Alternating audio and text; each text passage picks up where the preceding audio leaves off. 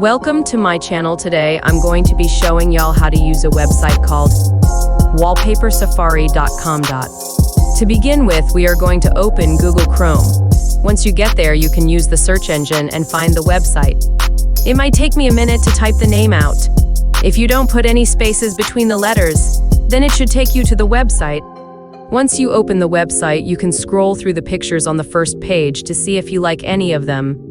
You can scroll through the page and look through all of the wallpapers and pictures that they have. I like this butterfly one. You might also like it. If so, then follow the steps that I'm about to show you. First, you need to right-click on the image with your mouse. Then hit the button that says Save as on the screen.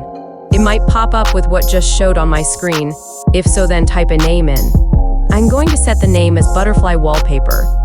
Those are other things that I have saved in my past uses. When you scroll down, you can see similar pictures. When you scroll down even further, you get some categories that you can click on to see similar wallpapers. Each one of those categories have wallpapers that have to do with the category that was clicked on. I want to find some fall wallpapers, so I'm going to search for it. Since I didn't really like what I saw, I'm going to see if there are any collages that I like that are hopefully fall. I like this pink one, so I'm going to click on it and see if it has anything that I like. Do you like the color pink? I kind of do, but I don't at the same time. Well, that is it for today's video. It's a great pleasure to be able to show people how to use this website, because it's such a good website.